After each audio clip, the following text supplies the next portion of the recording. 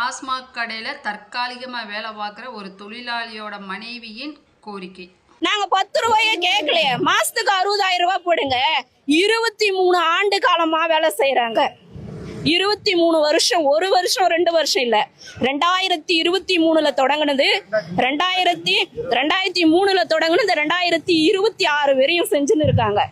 இப்படி செய்யற அவங்க உழைப்பில் வர அந்த வருமானத்தை மட்டும் கவர்மெண்ட் கணக்கு எடுக்குது. 10க்கு 10 கடையில நின்று ஒரு பணியை 8 மணி நேரம் 12 மணி நேரம் செய்யறதே பெரிய விஷயம்தான். ஆனாலும் அவங்க அந்த பாடுகளின் மத்தியில பாட்டிலும் உடைஞ்சிடும். அநேக ஒரு பொதுமக்கள் எப்படி தகாத வார்த்தையை பேசலாம், அந்த வார்த்தையை பேசினா ஒரு கலெக்டரோ ஒரு போலீஸ் அதிகாரத்துறையில இருக்கிறவங்களோ அதை ஏற்றுக்கொள்வாங்களா? அதாவதுங்க, டாஸ்மாக் கடையில் வந்துட்டு கூடுதலாக வசூலிக்கப்படுவதாக எழும் பிரச்சனைகளுக்கு மத்தியில் வந்துட்டு அங்கே வேலை செய்கிற, தற்காலிகமாக வேலை செய்கிற ஒரு தொழிலாளியோட மனைவி வந்து ஒரு கோரிக்கை வச்சுருக்காங்க.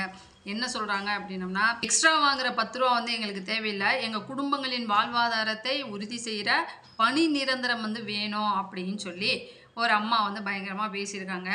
ஏமா இப்போ வந்து இவ்வளோ குமுறுறீங்களே, இதுக்கு முன்னாடி ஆட்சியில் வந்துட்டு எதுக்காக போராட்டம் செய்யலை, எங்களுக்கு சம்பளம் அதிகமாக வேணும், பணி நிரந்தரம் வேணும் அப்படின்னு சொல்லிட்டு இதே கடந்த ஆட்சியிலே வந்துட்டு 10 ரூபா விஷயத்த மக்கள் கேள்வி கேட்டதுனாலதான் பாட்டிலை திரும்ப பெறுவதற்காக 10 ரூபா ஸ்டிக்கரை கொண்டு வந்தோம் அப்படின்னு சொல்லி சொன்னாங்க. இப்போல்லாம் இந்த விஷயத்த சொல்லாமல் இப்போ மட்டும் இப்படி கேட்டு வந்திருக்கீங்க.